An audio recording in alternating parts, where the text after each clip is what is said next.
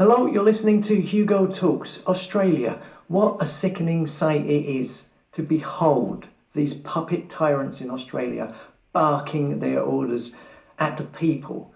I mean, it does seem that Australia at the moment is the testing ground. All of this crap we are seeing in Australia, I would imagine, is being reported back and processed and analysed by other countries, and they will adapt their strategy depending on what happens there. Okay, remember in Australia they are claiming that 40% have had the jab. So if that was true, that means that they are currently threatening 60% of the population with taking away their freedoms. The message to the unvaccinated is that you will not achieve any further freedom unless you get vaccinated. And a further and final message to regional New South Wales. There are parts of regional New South Wales that are currently open. The 70% roadmap does apply to I have to stop here because I have this urge to want to punch that guy in the face. I wouldn't do that, but that's my visceral reaction to these tyrants. Taking away your freedom because you refuse to take a risky vaccine that so far is not proving very effective. All you have to do is look at Israel or Singapore to see how dismal the results are. Whole state. So there will be individuals in regional rural New South Wales who choose not to be vaccinated who will lose their freedoms on the 11th of October. So my message to everybody God, I can't tell you how much that irritates me. Regional and rural New South Wales is to continue to get vaccinated. So this is a bully. They are all bullies. And you need to stand up to bullies because they don't stop otherwise. Mass non-compliance is the way. You don't give in to bullies' demands and threats. And then there's the police. Just like the Gestapo or the Nazis, working for the state, usually young men and a few young women. Something happens to them when they get that uniform and the badge and the authority. They run with it, man. They are in your face. They are not human beings anymore.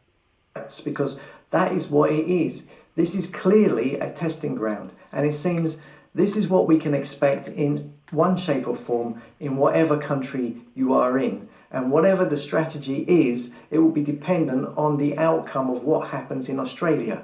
We've seen numerous protests in Australia with some... Just look at that. Look at that. Darth Vader. Very tooled up looking police that look more like the military. Now a lot of this footage is quite shocking when you consider this is the police, the military dealing with their own people, and the people are peacefully protesting. But I've received numerous emails from people who are saying that a lot of it is staged for the media to put out in order to give the impression that the police are scary and are like some kind of New World Order military enforcement team who are ruling over the people like an iron fist. That this is deliberately being ramped up in the media in order to continue the fear propaganda so that the people are afraid to go out and protest, to scare them into doing what the government want. Now, I'm not saying this is true, but this is what I've had. I've had quite a few emails about this, and that some of the people filming this in the streets of Australia are helping to stoke this up. Now again, this is what I've been told by a few people. I don't know. I'm not in Australia, okay? So if you are in Melbourne and you have been at the protests, let us know what's going on. Because we all know that this is a psychological war, and images and videos like we have seen of the police being brutal will put fear into people, and these things can be staged. Obviously not all of it. There are protests going on and workers are rightfully standing up and are angry, but certain parts of it can be staged. We've seen this before, so bear that in mind when you see any clips. Here's a clip about police and how they are considering suspending 33% of their 12,000 police officers and 5,000 support staff because 33% have not had the jab. Again, if all of these police officers stuck together and said no. Good for those not taking the jab. They wouldn't be able to achieve the goals they want, because people have the power. 1,200 officers suspended without pay for refusing to get their COVID jab. The police commissioner has spoken exclusively with 7 News, defending her hardline stance and insisting she can continue to keep Queenslanders safe. A fresh batch of police recruits ready to hit the beat.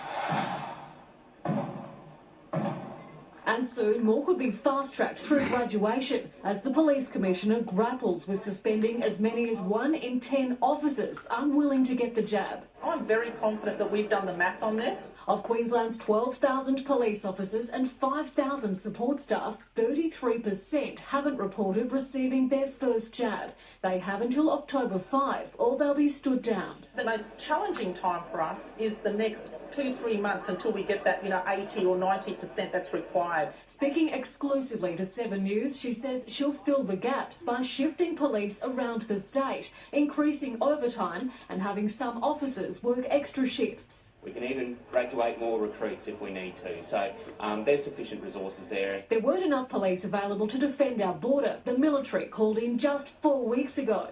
We very much welcome them back on board. But the Commissioner insists losing up to 1,200 serving police is manageable, referencing events like the G20 and Commonwealth Games. 30% of the organisation was working on that, so we know what it's like. Queensland's police union fully supports the mandate but wouldn't comment today. It comes as a 55-year-old officer was charged with official misconduct, accused of smuggling his daughter across the border. One thing we are seeing in the UK at the moment is the constant drafting in of the army to be delivery drivers. We've had drafting in the army to deliver food due to lorry drivers getting pinged. We've had army being drafted in to drive ambulances up in Scotland and in England due to shortages. The army now being talked about to come in to drive fuel due to petrol shortages. All of these shortages are due to the government and the media creating them, publicising them, and people, because God knows why, but people still believe the media and then go out and panic buy. Why they do this, I don't know, but there you go. And this is being done by the looks of it because, well, they want the army more and more in the streets so that when they bring in martial law, it won't be too much of a surprise. They see what is happening in Australia and they are probably thinking, well, before we get to that stage, it might be handy to get as much of the military on the ground as possible. And that seems to be what they are doing. Look at this headline, Propaganda BBC, fuel supply. Minister blames empty petrol pumps on unnecessary purchases. They caused the problem, right? They, in conjunction with the media, put out the message, oh, petrol rationing, panic buying, knowing full well that people would then go out and buy petrol and panic buy. And then they turn around and they blame you. Now, where have you seen that pattern before? It's just all fake. I mean, so much of everything going on is illusion in order to manipulate people into doing stuff they shouldn't be doing. The petrol issue is a good example. There's no need for this. What we are witnessing is a controlled demolition. When I look through this muck in the mainstream, I mean, look, take for example this Angela Rayner story. It's all about her calling Boris Johnson scum. This is all rubbish, yeah? Yeah, that story is all about trying to make people invest more in the idea, in the fantasy that Labour and Conservative are opposing parties. They're not. They're the same two cheeks of the same arse. People look at the political and see it more now than ever for the scam it is. So what better way to try and maintain the illusion of opposing parties by getting one of them to call the other side scum? It's all rubbish. It's all illusion.